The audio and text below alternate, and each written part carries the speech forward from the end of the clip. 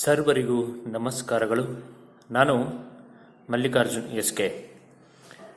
ಪ್ರಿಯ ವಿದ್ಯಾರ್ಥಿಗಳೇ, ಕಳೆದ ಕಾಲಾವಧಿಯಲ್ಲಿ ನಾವು ಸಾರ್ಥಕ ಬದುಕಿನ ಸಾಧಕ ಅನ್ನುವಂಥ ಗದ್ಯ ಭಾಗವನ್ನು ನೋಡ್ತಾ ಅದರಲ್ಲಿ ವಿಶೇಷವಾಗಿ ರಸೂಲ್ ಖಾನ್ ಅವರು DBG ಅವರ ವಿದ್ಯಾಭ್ಯಾಸಕ್ಕೆ ಮಾಡಿದಂತಹ ಸಹಾಯವನ್ನು ನೋಡ್ತಾ ಇದ್ದೀವಿ.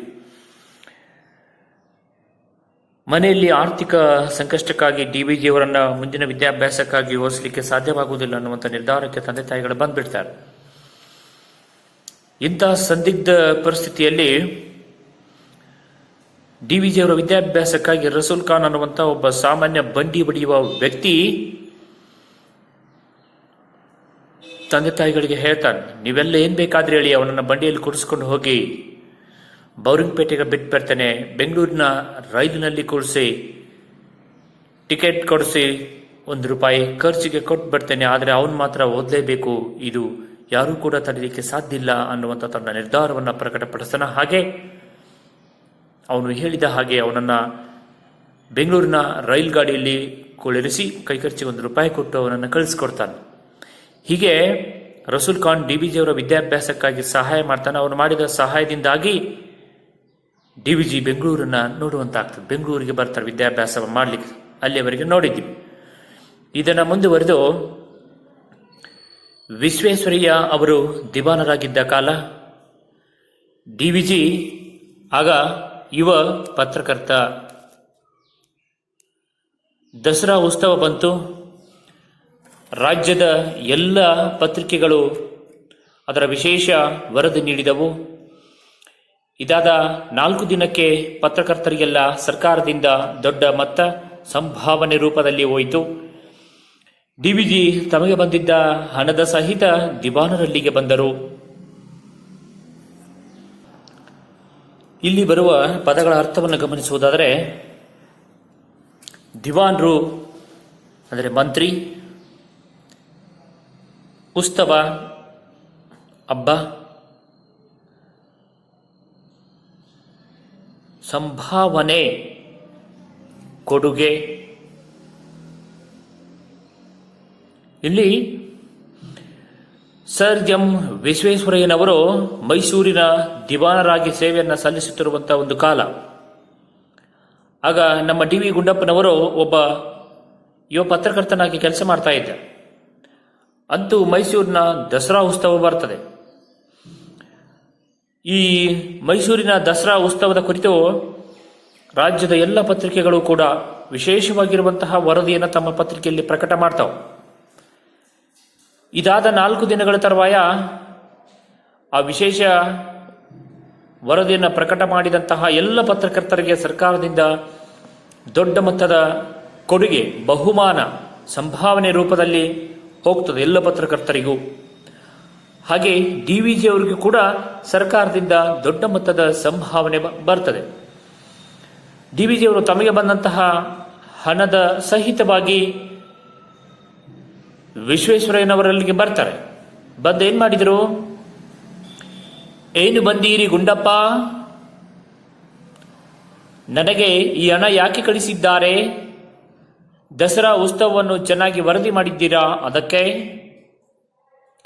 ಅದಕ್ಕೆ ಯಾಕೆ ಹಣ ಕಳಿಸಬೇಕು? ಪತ್ರಕರ್ತರಿಗೆ ಓಡಾಟ ಖರ್ಚು ಇರುತ್ತದೆ ಅಲ್ಲದೆ ಇಂದಿನಿಂದ ಬಂದ ಪದ್ಧತಿ. ಪದಗಳ ಅರ್ಥವನ್ನು ಗಮನಿಸುವುದಾದರೆ, ಪದ್ಧತಿ ರೂಢಿ ಅಥವಾ ಸಂಪ್ರದಾಯ. ನೋಡಿ, ಇಲ್ಲಿ ಹಣದ ಸಹಿತವಾಗಿ ದಿವಾನರಲ್ಲಿಗೆ ಬರ್ತಾರೆ DBG ಅವರು. ಆವಾಗ ವಿಶ್ವೇಶ್ವರಯ್ಯ ದಿವಾನರು ಕೇಳ್ತಾರೆ DBGಗೆ, ಏನ್ಪಾ ಗುಡ್ಡಪ್ಪ ಈ ಕಡೆ ಬಂದಿದ್ದೀಯಾ, ಯಾಕೆ ಅಂತ ಪ್ರಶ್ನೆ ಮಾಡಿದರು. ಆಗ ನಮ್ಮ DBG ಸಂಭಾವನೆ ಸಹಿತವಾಗಿ ದಿವಾನರ ಹತ್ರ ಹೋದಾಗ ಪ್ರಶ್ನೆ ಮಾಡ್ತಾರೆ, ಯಾಕಪ್ಪ ಗುಡ್ಡಪ್ಪ ಈ ಕಡೆ ಬಂದಿದ್ದೀಯಾ? DBG ಅವರು ಹೇಳ್ತಾರ, ನನಗೆ ಹಣವನ್ನು ಯಾಕೆ ಕಳಿಸಿದ್ದೀರಿ, ಅದನ್ನು ಕೇಳಲಿಕ್ಕೆ ಬಂದಿದ್ದೇನೆ ಅಂತ ಉತ್ತರ ಕೊಡ್ತಾನೆ. ಆವಾಗ ದಿವಾನರು ಹೇಳ್ತಾರ, ದಸರಾ ಉತ್ಸವದ ಕುರಿತು ಚೆನ್ನಾಗಿ ಪತ್ರಿಕೆಯಲ್ಲಿ ವರದಿ ಮಾಡಿದ್ದೀರಿ, ಅದಕ್ಕಾಗಿ ನಿಮಗೆ ಈ ಬಹುಮಾನವನ್ನು ಕೊಟ್ಟಿದೆ ಅನ್ನುವಂಥ ಉತ್ತರವನ್ನು ಕೊಡ್ತಾರೆ. ಅದಕ್ಕೆ ಮತ್ತೆ ಪ್ರಶ್ನೆ ಹಾಕ್ತಾರ DBG ಅವರು, ದಸರಾ ಉತ್ಸವವನ್ನು ಚೆನ್ನಾಗಿ ವರದಿ ಮಾಡೋದಕ್ಕೆ ನೀವೇ ಯಾಕೆ ಹಣ ಕಳಿಸಬೇಕು ಅನ್ನುವಂಥ ಪ್ರಶ್ನೆ ಏನಾಗ್ತಾರೆ. ಈಗಿನ ಕಾಲದಲ್ಲಿ ಇರುವಂಥ ಪತ್ರಕರ್ತರಿಗೂ ಮತ್ತು ಆಗಿನ ಕಾಲದಲ್ಲಿ ಇರುವಂಥ DVG ಪತ್ರಕರ್ತರಿಗೂ ಬಹಳ ವ್ಯತ್ಯಾಸ ಇದೆ. ಏನೂ ಪ್ರಕಟ ಮಾಡದಿದ್ರು ಕೂಡ ಪತ್ರಕರ್ತರು ಹಣ ಕೇಳಲಿಕ್ಕೆ ಬರ್ತಾರೆ. ಇವರು ವಿಶೇಷವಾದಂತಹ ವರದಿಯನ್ನು ಪ್ರಕಟ ಮಾಡಿ ಹಣ ಅವ್ರು ಕೇಳದೇ ಇದ್ರು ಬಂದಿದ್ರು ಕೂಡ ಅದನ್ನು ಮರಳಿ ಕೊಡ್ಲಿಕ್ಕೆ ಬರ್ತಾನೆ. ಎಂಥ ದೊಡ್ಡ ಗುಣ DVG ಅವರು. ಅದಕ್ಕೆ ಕೇಳ್ತಾನ, ಅದಕ್ಕೆ ಮತ್ತೆ ಹೇಳ್ತಾರ ದಿವಾನ್ರು, ಪತ್ರಕರ್ತರಿಗೆ ಓಡಾಟ ಖರ್ಚು ಎಲ್ಲ ಇರ್ತದಲ್ಪ. ಅಲ್ಲದೆ ಬಹುಕಾಲದಿಂದಲೂ ಈ ದಸರಾ ಉತ್ಸವವನ್ನು ಪ್ರಕಟ ಮಾಡಿದಂಥ ಸಂದರ್ಭದಲ್ಲಿ ಪತ್ರಕರ್ತರಿಗೆ ಉಡುಗೊರೆಯ ಬಹುಮಾನವನ್ನು ಕೊಡುವಂಥದ್ದು ಇಂದಿನಿಂದಲೂ ಬಂದಂಥ ಪದ್ಧತಿ, ಅದಕ್ಕೆ ಕೊಟ್ಟಿದ್ದೀನಿ ಅನ್ನುವಂಥ ಮಾತನ್ನ ದಿವಾನ್ರು ಹೇಳ್ತಾರೆ. ಇಲ್ಲೊಂದು ಸಂದರ್ಭ ಬರ್ತದೆ, ಹೇಳ್ಬೇಕು, ಏನು ಬಂದೀರಿ ಗುಂಡಪ್ಪ? ಯಾರು ಹೇಳ್ತಾರೆ ಇದನ್ನ? ದಿವಾನ್ರು. ಯಾರಿಗೆ ಕೇಳ್ತಾರ? DVG ಅವರಿಗೆ ಕೇಳ್ತಾರ. ಸರ್ ಎಂ ವಿಶ್ವೇಶ್ವರಯ್ಯನವರು DVG ಅವರಿಗೆ ಕೇಳುತ್ತಾರೆ. ಆಯ್ಕೆ ಬರಲಿಕ್ಕೆ ಬರಬೇಕು. ಆಯ್ಕೆ ಪ್ರಸ್ತುತ ಈ ವಾಕ್ಯವನ್ನು NS ಲಕ್ಷ್ಮೀನಾರಾಯಣ್ ಭಟ್ರವರು ರಚಿಸಿದ ಸಾಹಿತ್ಯ ಸಂಪುಟ ರಚನೆ ಕೃತಿಯಿಂದ ಆಯ್ದ ಸಾರ್ಥಕ ಬದುಕಿನ ಸಾಧಕ ಎಂಬ ಗದ್ಯ ಭಾಗದಿಂದ ಆಯ್ದುಕೊಳ್ಳಲಾಗಿದೆ. ಸಂದರ್ಭ: ದಸರಾ ಉತ್ಸವವನ್ನ ಪತ್ರಿಕೆಯಲ್ಲಿ ವಿಶೇಷವಾಗಿ ವರದಿ ಮಾಡಿದ್ದಕ್ಕಾಗಿ ತಮಗೆ ಬಂದಂತಹ ಹಣವನ್ನ ದಿವಾನ್ರಲ್ಲಿಗೆ ಕೊಡಲಿಕ್ಕೆ ಹೋದ ಸಂದರ್ಭದಲ್ಲಿ ದಿವಾನ್ ವಿಶ್ವೇಶ್ವರಯ್ಯನವರು ಗುಂಡಪ್ಪನಿಗೆ ಈ ಮಾತು ಕೇಳುತ್ತಾರೆ. ಸ್ವರಸ್ಯ ತಮಗೆ ಸಂಭಾವನೆ ರೂಪದಲ್ಲಿ ಬಂದಂತಹ ಹಣವನ್ನ ದಿವಾನ್ ಸರ್ ಎಂ ವಿಶ್ವೇಶ್ವರಯ್ಯನವರಿಗೆ ಮರಳಿಸಲು ಹೋದಂತಹ DVG ಅವರ ಸರಳತನ ಈ ಮಾತುಗಳಲ್ಲಿ ನಮಗೆ ವ್ಯಕ್ತವಾಗ್ತದೆ. ಹಾಗೆ ಮುಂದುವರಿದು, ವರದಿ ಮಾಡುವುದು ಪತ್ರಕರ್ತರ ಕರ್ತವ್ಯ, ಅದಕ್ಕೆ ಖರ್ಚಾದರೆ ಪತ್ರಿಕೆಯವರು ಕೊಡಬೇಕು, ಸರ್ಕಾರವಲ್ಲ. ನನಗೆ ಈ ಹಣ ಖಂಡಿತ ಬೇಡವೇ ಬೇಡ ಎಂದರು DVG. ದಸರಾ ಉತ್ಸವದಲ್ಲಿ ನೀವು ವಿಶೇಷವಾಗಿ ಪ್ರಕಟಣೆ ಮಾಡಿದ್ದೀರಿ ವರದಿಯನ್ನು, ಅದಕ್ಕಾಗಿ ಕೊಟ್ಟಿದ್ದೇನೆ, ಇದನ್ನು ತೆಗೆದುಕೊಳ್ಬೇಕು ಎಷ್ಟು ಬಾರಿ ಹೇಳಿದ್ರು ಕೂಡ DVG ಅವರು ಅದನ್ನು ತೆಗೆದುಕೊಳ್ಳೋದಿಲ್ಲ. ಕೊನೆಗೆ ತಮ್ಮ ನಿರ್ಧಾರವನ್ನು ಪ್ರಕಟ ಮಾಡ್ತಾರೆ. ವರದಿ ಮಾಡುವಂಥದ್ದು ಪತ್ರಕರ್ತರ ಆದ್ಯ ಕರ್ತವ್ಯ. ಅದಕ್ಕೆ ನಮಗೆ ಓಡಾಡಲಿಕ್ಕೆ ಖರ್ಚಾದರೆ ನಮಗೆ ಪತ್ರಿಕೆಯವರು ಕೊಡ್ತಾರೆ, ಸರ್ಕಾರ ಯಾಕೆ ಕೊಡಬೇಕು? ಅದರಿಂದ ನನಗೆ ಈ ಹಣ ಖಂಡಿತ ಬೇಡವೇ ಬೇಡ ಅಂತೇಳಿ ಆ ಹಣವನ್ನ ತಿರಸ್ಕಾರ ಮಾಡಿ ಮರಳಿ ಅವರಿಗೆ ಕೊಡ್ತಾರೆ. ವಿಶ್ವೇಶ್ವರಯ್ಯ ಅವರು ತಮ್ಮ ಕಾರ್ಯದರ್ಶಿಗೆ ಹೇಳಿದರು, ಈ ಮನುಷ್ಯನ ರೀತಿಯೇ ಬೇರೆ, ಇವರಿಗೆ ನಾವು ಹಣ ಕೊಡಲು ಬರುವುದಿಲ್ಲ, ಅದನ್ನು ಹಿಂದಕ್ಕೆ ತೆಗೆದುಕೊಂಡು ಬಿಡಿ. DVG ಅವರ ಮಾತುಗಳನ್ನು ಕೇಳಿಸಿಕೊಂಡಂತ ಸರ್ ಎಂ ವಿಶ್ವೇಶ್ವರಯ್ಯನವರು ತಮ್ಮ ಸೆಕ್ರೆಟರಿಗೆ ಕಾರ್ಯದರ್ಶಿಗೆ ಹೇಳ್ತಾರೆ, ಈ ಮನುಷ್ಯ ಸ್ವಲ್ಪ ವಿಭಿನ್ನವಾಗಿದ್ದಂತೆ ಕಾಣಿಸ್ತಾ ಇದೆ, ಇವರಿಗೆ ನಾವು ಹಣ ಕೊಟ್ಟಿಗೆ ಬರೋದಿಲ್ಲ, ಅದಕ್ಕಾಗಿ ಅದನ್ನು ಹಿಂದಕ್ಕೆ ತೆಗೆದುಕೊಂಡು ಬಿಡಿ ಅನ್ನುವಂಥ ಮಾತನ್ನು ಹೇಳ್ತಾನೆ. 2-3 ವಾಕ್ಯದಲ್ಲಿ ಕೇಳಿದ್ರೆ ಹೇಳಿಕ್ಕೆ ಬರಬೇಕು. DVG ಅವರು ಏಕೆ ಸಂಭಾವನೆಯನ್ನು ಪಡೆಯಲಿಲ್ಲ ಹೇಳ್ತಾನೆ 2 ಅಂಕದಲ್ಲಿ. DVG ಅವರು ಯಾಕೆ ಸಂಭಾವನೆಯನ್ನು ಪಡೆಯಲಿಲ್ಲ? ವಿದ್ಯಾರ್ಥಿಗಳು ಇದನ್ನು ಕ್ವಶನ್ ಬರ್ಕೋಬೇಕು, ಕಚ್ಚಾ ಒಳಗಡೆ ಹಾಗೆ ಬರ್ಕೊಂಡು ಇವತ್ತು ಬರಿಬೇಕು. ಈ ಪಾಠ ಮುಗಿದ ತಕ್ಷಣ ಪುಸ್ತಕ ಓದಿ ನಾ ಹೇಳಿದ್ದನ್ನು ಕೇಳಿಸ್ಕೊಂಡು ಬರಿಬೇಕು. DVG ಅವರು ಏಕೆ ಸಂಭಾವನೆಯನ್ನು ಪಡೆಯಲಿಲ್ಲ? ವರದಿ ಮಾಡೋದು ಪತ್ರಕರ್ತರ ಆದ್ಯ ಕರ್ತವ್ಯ, ಅದಕ್ಕೆ ಖರ್ಚಾದರೆ ಪತ್ರಿಕೆಯವರು ಕೊಡುತ್ತಾರೆ, ಸರ್ಕಾರವಲ್ಲ. ಆದ್ದರಿಂದ ಈ ಹಣ ನನಗೆ ಖಂಡಿತ ಬೇಡವೇ ಬೇಡ ಅಂತೇಳಿ ಆ ಸಂಭಾವನೆಯನ್ನ ಪಡೆಯಲಿಲ್ಲ, ತಿರಸ್ಕಾರ ಮಾಡ್ತಾರೆ. ಹಾಗೆ ಇನ್ನೊಂದು ಕೇಳ್ತಾನೆ, ವಿಶ್ವೇಶ್ವರಯ್ಯನವರು ತಮ್ಮ ಕಾರ್ಯದರ್ಶಿಗೆ ಏನೆಂದು ಹೇಳಿದರು? ಅದಕ್ಕೆ ಉತ್ತರ ಕೊಡಬೇಕು. ಈ ಮನುಷ್ಯನ ರೀತಿಯೇ ಬೇರೆ ಆಗಿದೆ, ಇವರಿಗೆ ನಾವು ಹಣ ಕೊಡಲಿಕ್ಕೆ ಬರೋದಿಲ್ಲ, ಆದ್ದರಿಂದ ಅದನ್ನ ಹಿಂದಕ್ಕೆ ಪಡೆದುಕೊಳ್ಳಿ ಅಂತೇಳಿ ತಮ್ಮ ಕಾರ್ಯದರ್ಶಿಗೆ ಹೇಳ್ತಾರೆ. ಹಾಗೆ ಮುಂದುವರಿದು, ವಿಶ್ವೇಶ್ವರಯ್ಯ ಅವರು ತಮ್ಮ ಕೆಲಸ ಕಾರ್ಯಗಳಲ್ಲಿ ಎಷ್ಟೋ ಜನ ಮೇಧಾವಿಗಳ ಸಹಾಯ ಪಡೆಯುತ್ತಿದ್ದರು, ಪ್ರತಿಯಾಗಿ ಅದಕ್ಕೆ ತಕ್ಕ ಸಂಭಾವನೆಯನ್ನು ಕೊಡುತ್ತಿದ್ದರು. DVG ಅವರಿಂದಲೂ ಅವರು ಅನೇಕ ಸಲ ಮಾಡಿಸಿಕೊಂಡಿದ್ದುಂಟು. ಮೊದಲ ಸಲ ಅವರಿಗೆ ಸಂಭಾವನೆ ಕೊಡಲು ಹೋದಾಗ DVG ಒಪ್ಪಲಿಲ್ಲ. ಇದು ರಾಜ್ಯದ ಕೆಲಸ, ಅಲ್ಲದೆ ವಿಶ್ವೇಶ್ವರಯ್ಯ ಎಂಥ ಮಹಾ ವ್ಯಕ್ತಿ, ಅವರ ಜೊತೆಗೆ ವ್ಯವಹರಿಸಿದ್ದೇ ತಮಗೊಂದು ಹೆಮ್ಮೆ. ಹಾಗಿರುವಾಗ ಅದಕ್ಕೆ ಸಂಭಾವನೆಯೇ ಎಂದಿಗೂ ಕೂಡದು. ಇದು ಅವರ ತರ್ಕ. ಪದಗಳ ಅರ್ಥವನ್ನ ಗಮನಿಸುವುದಾದರೆ, ಮೇಧಾವಿ ಪಂಡಿತ, ಸಂಭಾವನೆ ಉಡುಗೊರೆ.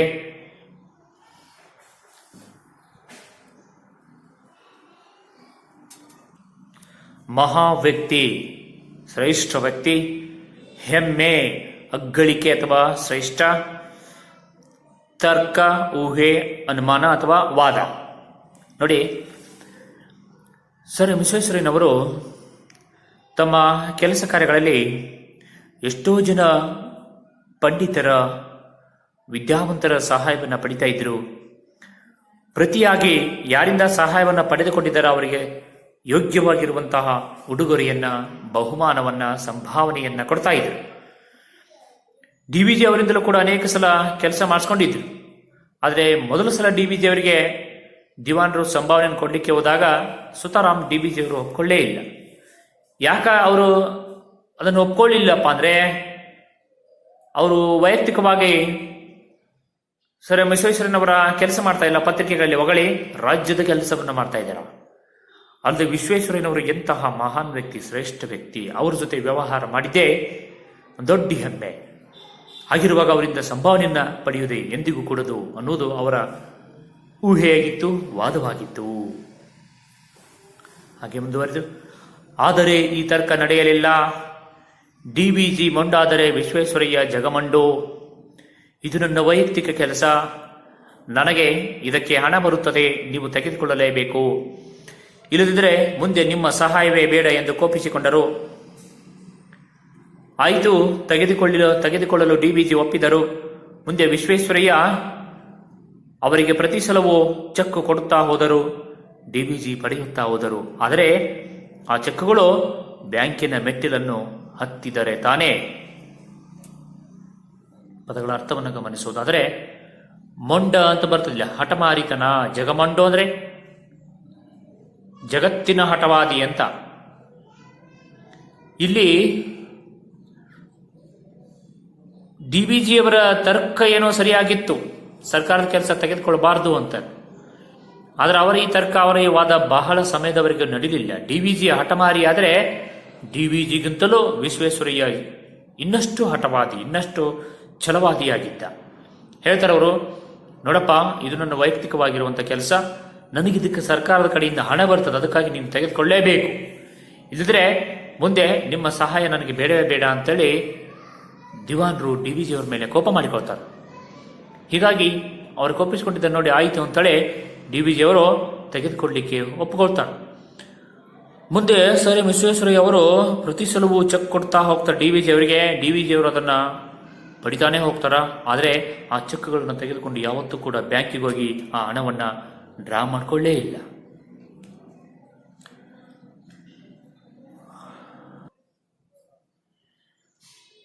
ಹಣವನ್ನು, ಸರ್ಕಾರದ ಸಹಾಯವನ್ನು ಇಷ್ಟು ಉದಾಸೀನ ಮಾಡಿದ ವ್ಯಕ್ತಿ ಎಂಥ ಶ್ರೀಮಂತರಿದ್ದಿರಬಹುದು. ಒಮ್ಮೆ ಡಿ.ವಿ.ಜಿಯ ಬಂಧುಗಳೊಬ್ಬರ ಮನೆಯಲ್ಲಿ ಒಂದು ಉತ್ಸವ ನಡೆಯಿತು. ಡಿ.ವಿ.ಜಿಗೆ ಹೋಗಲು ಆಗಲಿಲ್ಲ, ಮಕ್ಕಳನ್ನು ಕಳಿಸಿದರು. ಆರತಿ ಅಕ್ಷತೆಯ ಒತ್ತಾದರೂ ಹೆಂಡತಿ ಮನೆಯಲ್ಲೇ ಇದ್ದಾರೆ. ಗಂಡ ಅಸಮಾಧಾನದಿಂದ ಕೇಳಿದರು. ಪದಗಳ ಅರ್ಥ ನೋಡೋದಾದ್ರೆ, ಉದಾಸೀನ, ಅಶ್ರದ್ಧೆ, ಅನಾಸಕ್ತಿ ಅಂತ ಅರ್ಥ ಬರ್ತದೆ. ಇಲ್ಲಿ ಹಣವನ್ನ, ಸರ್ಕಾರದ ಸಹಾಯವನ್ನ ಇಷ್ಟು ಅನಾಸಕ್ತಿ ತೋರಿದಂತಹ ವ್ಯಕ್ತಿ, ಎಲ್ಲಾದರೂ ಇಷ್ಟು ಅನಾಸಕ್ತಿಯನ್ನು ತೋರಿದಂತಹ ವ್ಯಕ್ತಿ ಎಷ್ಟು ಶ್ರೀಮಂತರಿರಬಹುದು ಅಂತ ಕೆಲವು ಜನರಿಗೆ ಆಶ್ಚರ್ಯ ಆಗ್ತದೆ. ಸಹಾಯ ಕೂಡ ತೆಗೆದುಕೊಂಡಿಲ್ಲಪ್ಪ, ಹಾಗಾದ್ರೆ ಇವರು ದೊಡ್ಡ ಶ್ರೀಮಂತರಿರಬಹುದೇ? ಎಷ್ಟು ಶ್ರೀಮಂತರಿದ್ರು ಅವರು ತಾವೇ ಹೇಳ್ತಾರೆ. ಉದಾಹರಣೆ ಹೇಳ್ತಾರೆ, ಒಮ್ಮೆ ಡಿ.ವಿ.ಜಿ ಅವರ ಬಂಧುಗಳ ಮನೆಯಲ್ಲಿ ಒಂದು ಹಬ್ಬ ಹರಿದಿನ ಇತ್ತು, ಒಂದು ಉತ್ಸವ ಇತ್ತು, ಒಂದು ಕಾರ್ಯಕ್ರಮ ಇತ್ತು. ಡಿ.ವಿ.ಜಿಗೆ ಆ ಉತ್ಸವಕ್ಕೆ ಹೋಗ್ಲಿಕ್ಕೆ ಆಗಲಿಲ್ಲ. ಮಕ್ಕಳನ್ನು ಕಳಿಸ್ತಾರೆ. ಆ ಉತ್ಸವದ ಆರತಿ ಅಕ್ಷತೆಯ ಸಮಯವಾದರೂ ಕೂಡ ಡಿ.ವಿ.ಜಿ ಅವರ ಹೆಂಡತಿ ಹೋಗಿರಲಿಲ್ಲ, ಮನೆಯಲ್ಲೇ ಇದ್ಲು. ಹೆಂಡತಿ ಮನೆಯಲ್ಲಿರುವುದನ್ನು ಕಂಡು ಡಿ.ವಿ.ಜಿ ಅಸಮಾಧಾನದಿಂದ ಹೆಂಡತಿಯನ್ನ ಕೇಳ್ತಾರೆ, ನೀನು ಉತ್ಸವಕ್ಕೆ ಹೋಗುವುದಿಲ್ಲವೇ? ನೀನು ಉತ್ಸವಕ್ಕೆ ಯಾಕೆ ಹೋಗುವುದಿಲ್ಲ? ಪ್ರಶ್ನೆ ಮಾಡ್ತಾರೆ ಕೋಪದಿಂದ. ಇದನ್ನೊಂದು ಸಂದರ್ಭಕ್ಕೆ ಆತನ ಬರಲಿಕ್ಕೆ ಬರಬೇಕು. ಆಯ್ಕೆ ಪ್ರಸ್ತುತ ಈ ವಾಕ್ಯವನ್ನ ಎನ್.ಎಸ್. ಲಕ್ಷ್ಮೀನಾರಾಯಣ ಭಟ್ರವರು ರಚಿಸಿದ ಸಾಹಿತ್ಯ ರತ್ನ ಸಂಪುಟ ಕೃತಿಯಿಂದ ಆಯ್ದ ಸಾರ್ಥಕ ಬದುಕಿನ ಸಾಧಕ ಗದ್ಯದಿಂದ ಆಯ್ದುಕೊಳ್ಳಲಾಗಿದೆ. ಸಂದರ್ಭ, ಡಿ.ವಿ.ಜಿಯವರ ಬಂಧುಗಳ ಮನೆಯಲ್ಲಿ ನಡೆದ ಉತ್ಸವಕ್ಕೆ ಹೆಂಡತಿ ಹೋಗದೆ ಮನೆಯಲ್ಲಿದ್ದು, ಇದನ್ನು ಕಂಡು ಗಂಡ ಅಸಮಾಧಾನದಿಂದ ತನ್ನ ಹೆಂಡತಿಗೆ ಈ ಮಾತನ್ನು ಕೇಳುತ್ತಾರೆ. ಸ್ವಾರಸ್ಯ ಅಥವಾ ವಿವರಣೆ ಅಂತ ಬಂದಾಗ, ಆರತಿ ಅಕ್ಷತೆಯ ಸಮಯವಾದರೂ ತನ್ನ ಹೆಂಡತಿ ಬಂಧುಗಳ ಮನೆಯಲ್ಲಿ ನಡೆಯುವಂತಹ ಉತ್ಸವಕ್ಕೆ ಹೋಗದೆ ಮನೆಯಲ್ಲಿ ಏಕೆ ಇರಬಹುದು ಎಂಬ ವಿಷಯಕ್ಕಾಗಿ ಕೋಪಗೊಂಡು ಅಸಮಾಧಾನದಿಂದ ಈ ಮಾತನ್ನ ಕೇಳ್ತಾ ಹೋಗ್ತಾರೆ. ಅವಾಗ ಹೆಂಡತಿ ಹೇಳ್ತಾಳೆ, ಮುಂದುವರಿದು, ಇಲ್ಲ ನಾನು ಹೋಗಿಲ್ಲ ಅಂತ. ಡಿ.ವಿ.ಜಿ ಮತ್ತೆ ಪ್ರಶ್ನೆ ಮಾಡ್ತಾನೆ, ಯಾಕೆ ಹೋಗಿಲ್ಲ ನೀನು ಉತ್ಸವಕ್ಕೆ? ಹೆಂಡತಿ ಉತ್ತರ ಕೊಡ್ತಾಳೆ ಮತ್ತೆ, ಮಕ್ಕಳನ್ನು ಕಳಿಸಿದ್ದೇನಲ್ಲ. ನೋಡ್ರಿ, ಮಕ್ಕಳನ್ನು ಕಳಿಸಿದ್ನಿ, ಅದಕ್ಕೆ ನಾನು ಹೋಗಿಲ್ಲ ಅಂತ ಹೇಳ್ತಾಳೆ.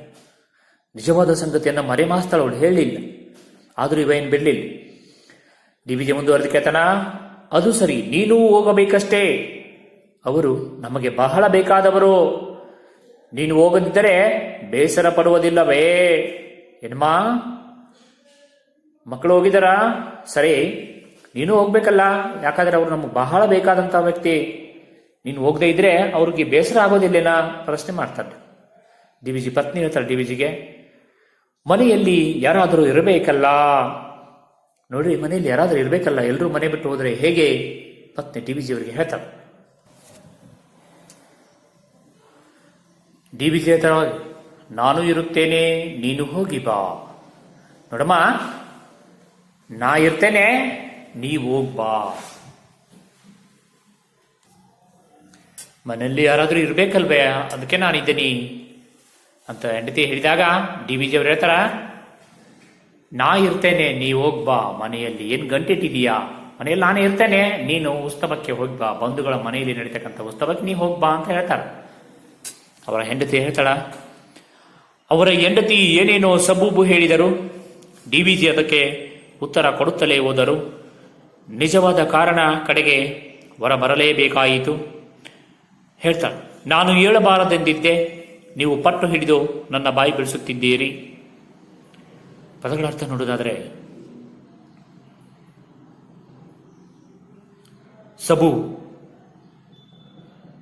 ಇಲ್ಲಿ ಸಬೂಬು ಕಾರಣಗಳು. ಡಿ.ವಿ.ಜಿ ಅವರ ಹೆಂಡತಿ ಏನೇನೋ ಕಾರಣಗಳನ್ನು ಹೇಳಿದ್ರು ಕೂಡ ಡಿ.ವಿ.ಜಿ ಅದಕ್ಕೆ ಉತ್ತರವನ್ನು ಕೊಡ್ತಾನೆ ಹೋಗ್ತಾರೆ. ಕೊನೆಯಲ್ಲಿ ನಿಜವಾದಂತಹ ಕಾರಣ ಹೊರಗೆ ಬರಲೇಬೇಕಾಗ್ತದೆ. ಹೇಳ್ತಾರೆ ಡಿ.ವಿ.ಜಿ ಪತ್ನಿ, ನಾನು ನಿಮಗೆ ಹೇಳಬಾರ್ದು ಅಂತ ಅನ್ಕೊಂಡಿದ್ದೆ, ಆದರೆ ನೀವು ಹಠ ಹಿಡಿದು ನನ್ನ ಬಾಯನ್ನು ಬಿಡಿಸ್ತಾ ಇದ್ದೀರಿ. ನೋಡಿ, ನಾನು ನಿಜ ಸಂಗತಿಯನ್ನು ಹೇಳೇ ಬಿಡ್ತೀನಿ ಅಂತಾಳೆ. ಹೇಳ್ತಾಳೆ ನಿಜ ಸಂಗತಿ, ನನ್ನ ಹತ್ತಿರ ಇರುವುದು ಇದೊಂದೇ ಸೀರೆ. ಇದು ನಿಜವಾದಂತಹ, ಇದು ಒಂದೆರಡು ಕಡೆ ಹರಿದಿದೆ. ನಾನು ಈ ಬಟ್ಟೆಯಲ್ಲಿ ಹೊರಗೆ ಕಾಣಿಸಿಕೊಂಡರೆ ಜನ ನಿಮ್ಮನ್ನು ಕುರಿತು ಹಾಡಿಕೊಳ್ಳುವುದಿಲ್ಲವೇ? ಬಂಧುಗಳ ಮನೆಗೆ ಹೋಗಿ ಬರುವುದು ಹೇಗೆ ನನಗೆ ಕರ್ತವ್ಯವೋ ಹಾಗೆ ನಿಮ್ಮ ಮರ್ಯಾದೆಗೆ ಊನಬಾರದಂತೆ ನಡೆದುಕೊಳ್ಳುವುದೋ ನನಗೆ ಕರ್ತವ್ಯವೇ ಅಲ್ಲವೇ? ಪದಗಳ ಅರ್ಥ ನೋಡುವುದಾದ್ರೆ, ಇಲ್ಲಿ ಆಡಿಕೊಳ್ಳುವುದು, ಹೀಯಾಳಿಸುವುದು, ಊನ ಕೊರತೆ. ಹೆಂಡತಿ ಕಾರಣ ಹೇಳ್ತಾಳ, ನೋಡ್ರಿ, ನನ್ನ ಹತ್ರ ಕೇವಲ ಮನೆಯಲ್ಲಿ ಒಂದೇ ಸೀರೆ ಇತ್ತು. ನನಗಿರುವಂತಹ ಒಂದೇ ಸೀರೆ, ಅದು ಕೂಡ ಒಂದೆರಡು ಕಡೆ ಹರಿದೋಗಿತ್ತು. ಹರಿದು ಹೋದ ಬಟ್ಟೆಯಲ್ಲಿ ನಾನು ಹೊರಗಡೆ ಜನರಿಗೆ ಕಾಣಿಸಿಕೊಂಡ್ರೆ ಜನ ನಿಮ್ಮನ್ನು ಕುರಿತು ಕೆಟ್ಟದಾಗಿ ಮಾತಾಡ್ತಾರೆ, ಹೀಯಾಳಿಸ್ತಾರೆ. ಬಂಧುಗಳ ಮನೆಯಲ್ಲಿ ನಡೆಯುವಂತಹ ಉತ್ಸವಕ್ಕೆ ಹೋಗಿ ಬರುವುದು ಹೇಗೆ ನನಗೆ ಮುಖ್ಯ ಕರ್ತವ್ಯವೋ ಹಾಗೆ ನಿಮ್ಮ ಮರ್ಯಾದೆಗೆ ಧಕ್ಕೆ ಬಾರದಂತೆ, ಕೊರತೆಯಾಗದಂತೆ ನಡೆದುಕೊಳ್ಳುವುದು ಕೂಡ ನನ್ನ ಆದ್ಯ ಕರ್ತವ್ಯ. ಆ ಕಾರಣಕ್ಕಾಗಿ ನಾನು ಬಂಧುಗಳ ಮನೆಯಲ್ಲಿ ನಡೀತಕ್ಕಂಥ ಉತ್ಸವಕ್ಕೆ ಹೋಗಲಿಲ್ಲ ಅನ್ನುವಂಥ ಕಾರಣವನ್ನು ಹೇಳ್ತಾಳೆ. ಒಂದು ಸಂದರ್ಭಕ್ಕೆ ಆತನ ಬರಬೇಕು, ನನ್ನ ಹತ್ತಿರ ಇರುವುದು ಇದೊಂದೇ ಸೀರೆ. ಯಾರ ಹೇಳ್ತಾರೆ ಇದನ್ನ? ಡಿ.ವಿ.ಜಿ ಪತ್ನಿ ಡಿ.ವಿ.ಜಿಗೆ ಹೇಳ್ತಾರೆ. ಸಂದರ್ಭ, ಡಿ.ವಿ.ಜಿ ಪತ್ನಿ ಬಂಧುಗಳ ಮನೆಯಲ್ಲಿ ನಡೆಯುವಂಥ ಉತ್ಸವಕ್ಕೆ ಹೋಗದೇ ಇರುವ ಕಾರಣದಿಂದಾಗಿ ಡಿ.ವಿ.ಜಿ ಅವರು ಹೋಗದೇ ಇರಲು ಕಾರಣವನ್ನು ಕೇಳುತ್ತಾರೆ. ಆ ಸಂದರ್ಭದಲ್ಲಿ ಡಿ.ವಿ.ಜಿ ಪತ್ನಿ ಡಿ.ವಿ.ಜಿಗೆ ಈ ಮಾತನ್ನು ಹೇಳುತ್ತಾರೆ, ಸ್ವಾರಸ್ಯ, ನನ್ನ ಹತ್ತಿರ ಧರಿಸಿಕೊಳ್ಳಲು ಒಂದೇ ಸೀರೆ ಇರುವುದರಿಂದ ಅದು ಹರಿದು ಹೋಗಿದೆ, ಅದಕ್ಕಾಗಿ ನಾನು ಬಂಧುಗಳ ಮನೆಯಲ್ಲಿ ನಡೆಯುವ ಉತ್ಸವಕ್ಕೆ ಹೋಗಲಿಲ್ಲ ಅನ್ನುವಂಥ ಕಾರಣವನ್ನು ಕೊಡ್ತಾ ಹೋಗ್ತಾರೆ. ಇದ್ರ ಮೇಲೆ ಮತ್ತೊಂದು ಪ್ರಶ್ನೆ ಕೇಳ್ತಾನೆ, ಡಿ.ವಿ.ಜಿ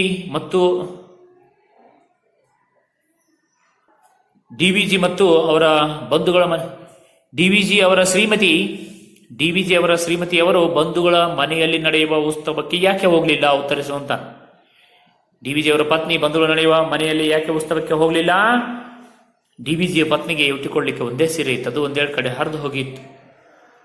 ಆ ಬಟ್ಟೆಯನ್ನು ಉಟ್ಕೊಂಡು ಹೊರಗೆ ಹೋದರೆ ಜನ ಡಿ.ವಿ.ಜಿ ಅವರನ್ನು ಕುರಿತು ಹೀಯಾಳಿಸ್ತಾರೆ ಅನ್ನುವಂಥ ಉದ್ದೇಶಕ್ಕಾಗಿ ಬಂಧುಗಳ ಮನೆಯಲ್ಲಿ ನಡೆಯುವಂಥ ಉತ್ಸವಕ್ಕೆ ಡಿ.ವಿ.ಜಿ ಪತ್ನಿ ಹೋಗಲಿಲ್ಲ. ಮುಂದುವರಿದು ಡಿ.ವಿ.ಜಿ ಅವರು ಆಧುನಿಕ ಕನ್ನಡ ಸಾಹಿತ್ಯದ ದಿಗ್ಗಜರಲ್ಲಿ ಒಬ್ಬರು. ಕನ್ನಡ ಸಾರಸ್ವತ ಲೋಕದ ಭೀಷ್ಮ ಎಂದು ಕರೆಸಿಕೊಂಡವರು. ಅವರದ್ದು ಹೋಲಿಕೆ ಇಲ್ಲದ ಅಪೂರ್ವ ವ್ಯಕ್ತಿತ್ವ. ಇತರ ಸಾಹಿತಿಗಳಂತೆ ಅವರು ಸಾಹಿತಿ ಮಾತ್ರವಾಗಿರಲಿಲ್ಲ, ಹೆಸರಾಂತ ಪತ್ರಕರ್ತರಾಗಿದ್ದರು. ಡಿ.ವಿ.ಜಿ ಅವರು ಆಧುನಿಕ ಕನ್ನಡ ಸಾಹಿತ್ಯದ ದಿಗ್ಗಜರಲ್ಲಿ ಅವರು ಕೂಡ ಒಬ್ಬರು. ಕನ್ನಡದ ಸಾರಸ್ವತ ಲೋಕದ ಭೀಷ್ಮ ಅಂತೇಳಿ ಅವರನ್ನು ಕರೀತಾರೆ.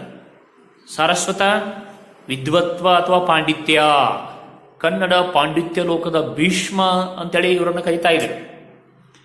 ಇವರೊಂದು ಬೇರೆಯವರಿಗೆ ಹೋಲಿಕೆ ಮಾಡಲಿಕ್ಕೆ ಅಸಾಧ್ಯವಾಗಿರುವಂಥ ಅಪರೂಪವಾಗಿರುವಂಥ ವ್ಯಕ್ತಿತ್ವವನ್ನು ಇವರು ಹೊಂದಿದ್ರು.